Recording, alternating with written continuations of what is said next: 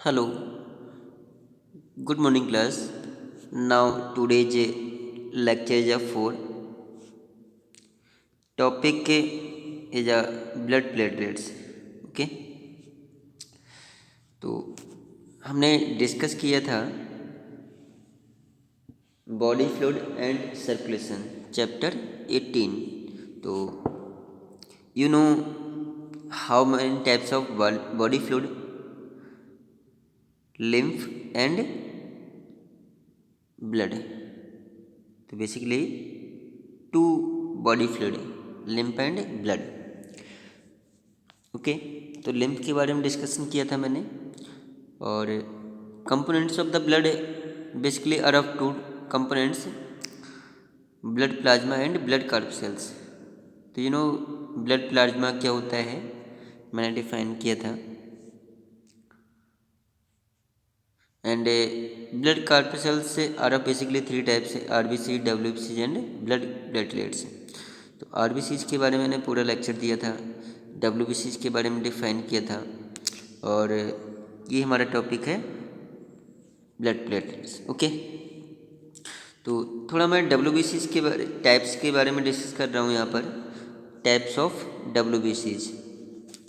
तो basically 5 types होते हैं WBC. First is a neutrophils.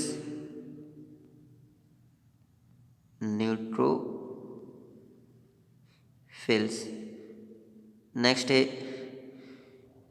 Eosinophils.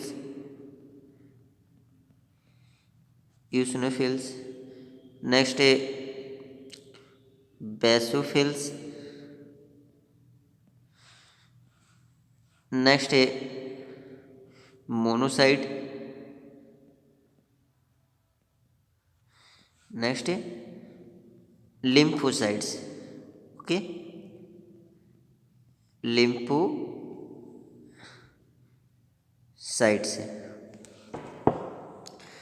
तो मैंने इनके फंक्शंस के बारे में बताया था. Neutrophils and monocytes both is a phagocytic cell. इन्हें क्या कहते हैं, फैगोसाइटिक सेल कहते हैं. और phagocytic cell is a macrophages cells, तो which is protected the germs particles for our body. Our body के लिए ये प्रोटेक्ट करता है जो पैथोजेंस या जम्स पार्टिकल्स हैं, bacteria, virus, another germs particles से प्रोटेक्ट करता है. ठीक है, also known as macrophages cells या phagocytic cells. Okay, neutrophils and monocytes.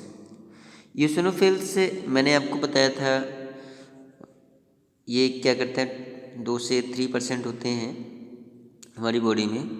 और it is release the some resistance for causative organisms. Allergies causative organisms को protect करने के लिए, उनसे फाइट करने के लिए एक केमिकल रिलीज करते हैं, रेजिस्टेंस रिलीज करते हैं. ठीक है, और हमारी बॉडी को प्रोटेक्ट करते हैं. बेसोफिल मैंने आपको बताया था, बेसोफिल्स का फंक्शन क्या होता है, ये रिलीज क्या करते हैं, मतलब हेपेरिन प्रोटीन. ध्यान रखना, जो हेपेरिन प्रोटीन होती है, ठीक है, तो यह हिस्टामिन प्रोटीन, हेपेरिन प्रोटीन या हिस्टामिन, ये क्या करते हैं, एंटी कोगुलेशन होता है. तो हमारी बॉडी को हमारी बॉडी के इनसाइड में ब्लड को प्रोटेक्ट करने, कोगुलेशन करने से रोकता है. कौन, हिस्टामिन या फिर हेपेरिन प्रोटीन. तो हेपेरिन प्रोटीन का फंक्शन क्या होता है, it's a prevention of coagulation of blood inside of the body. Body के अंदर ब्लड को कोगुलेशन होने से रोकता है, ब्लड क्लोटिंग होने से रोकता है. ओके, तो लिम्फोसाइट्स के बारे में बताया था. लिम्फोसाइट्स से बेसिकली 2 टाइप्स होते हैं, T lymphocytes and B lymphocytes. Both T and B lymphocytes increase the क्या इंक्रीज करते हैं ये? इम्यूनिटीज पावर, ठीक है।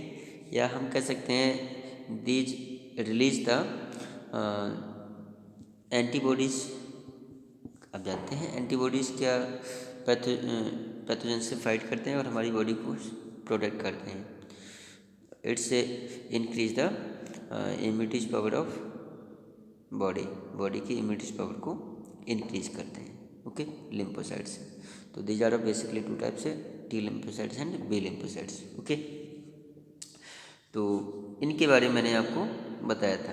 अच्छा, ब्लड प्लेटलेट्स, मेरा मेन टॉपिक क्या है? Blood platelets. You know these are smallest size. जो ब्लड से प्लेटलेट्स होते हैं ये स्मॉलेस्ट साइज के होते हैं, 2 से 3 न्यूक्लॉन मीटर के होते हैं, ओवल शेप्ड होते हैं एंड कलरलेस होते हैं। WBC भी कैसे होते हैं? कलरलेस होते हैं। और ब्लड प्लेटलेट्स भी कलरलेस होता है। नॉन न्यूक्लिएटेड, या इसे हम कह सकते हैं डी न्यूक्लिएटेड। जैसे RBCs कैसे होते हैं? Denucleated, have not nucleus inside of the cell, but WBC is a nucleated. तो यहाँ पर जो ब्लड प्लेटलेट्स होते हैं ये भी कैसे होते हैं? डी न्यूक्लिएटेड होते हैं। ओके, साइटोप्लाज्मिक फ्रैगमेंट्स हैं इज प्रेजेंट। तो each has a mass of basophils, ठीक है, basophilic granules at the centres given the appearance of nucleus. Okay, तो यहाँ पर ऐसे ध्यान रखेंगे, ये जो ब्लड प्लेटलेट्स होते हैं तो ये इनका मेन फंक्शन क्या हुआ? Clotting of the blood. तो ब्लड को कोagulation या ब्लड को क्लोटिंग होने से प्रिवेंट करता है। हाँ, ये ब्लड क्लोटिंग होने से होने, ठीक है। तो इसका injury the release the enzyme thromboplastin which is caused coagulation of blood. यहाँ कोई भी हमारे मसल्स इंजर्ड हो जाता है, ब्रेक हो जाता है, चोट लग जाता है, तो मतलब एक सीरम रिलीज होता है, फ्लूइड रिलीज होता है, तो उसमें फ्लूइड के साथ कुछ एंजाइम भी रिलीज होते हैं जिसे बोलते हैं thromboplastin which cause the coagulation of the blood. तो यहाँ पर मैंने आपको बताया था ब्लड क्लोटिंग या कोagulation करने के लिए थ्रोम्बोप्लास्टिन और फाइब्रिनोजन, ये ब्लड प्लाज्मा में प्रोटीन होता है thromboplastin and fibrinogen and also albumin and globulins. Okay, तो फाइब्रिनोजन एंड थ्रोम्बोप्लास्टिन का फंक्शन क्या होता है? कोagulation ऑफ द ब्लड या क्लोटिंग ऑफ द ब्लड। तो ध्यान रखना, जो ब्लड प्लेटलेट्स होते हैं ये ब्लड को कोagulation करने के लिए या क्लोटिंग करने के लिए रिस्पॉन्सिबल होते हैं। ओके, तो ने कुछ कंपोनेंट्स ऑफ द ब्लड के कंपोनेंट्स के बारे में डिस्कस किया, RBC, WBC और blood platelets. Okay, thanks students.